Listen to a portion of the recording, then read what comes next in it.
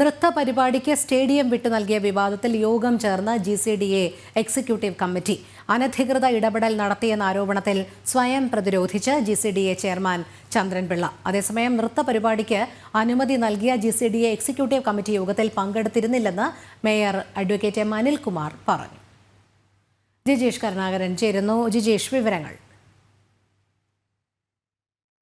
രോഹിണി, ഇന്ന് നടന്ന എക്സിക്യൂട്ടീവ് യോഗത്തിലും ഇത് സംബന്ധിച്ച വലിയ ഒരു അഭിപ്രായ വ്യത്യാസങ്ങൾ തന്നെയാണ് ഉയർന്നിട്ടുള്ളത്.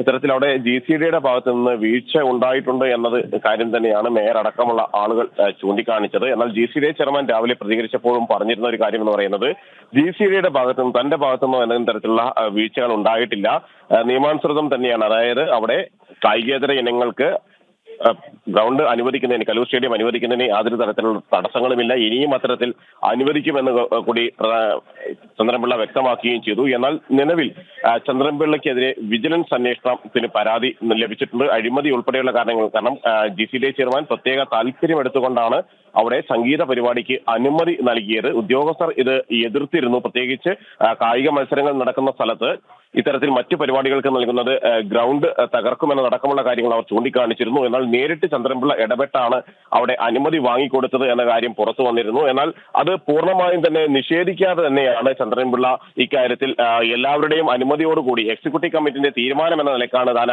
അത്തരത്തിൽ തീരുമാനം എടുത്തിരുന്നത് എന്ന കാര്യം വ്യക്തമാക്കുന്നത്. ഇപ്പോൾ എക്സിക്യൂട്ടീവ് കമ്മിറ്റി യോഗത്തിന് ശേഷം നടപടികൾ കൂടുതൽ കടുപ്പിക്കുമെന്ന ഒരു സൂചന ഇതുമായി ബന്ധപ്പെട്ടുകൊണ്ട് നൽകുകയും ചെയ്യുന്നുണ്ട്. കാരണം മൃദംഗേഷിന്റെ ഭാഗത്തു നിന്ന് ഗുരുതരമായ പിഴവുണ്ടായി എന്ന കാര്യമാണ് യോഗത്തിന് ശേഷം ചന്ദ്രൻപിള്ള അടക്കം വ്യക്തമാക്കിയത്. വിശദമായ അന്വേഷണം നടത്താൻ എക്സിക്യൂട്ടീവ് കമ്മിറ്റിയെ ചുമതലപ്പെടുത്തി എന്ന് പറയുന്നു.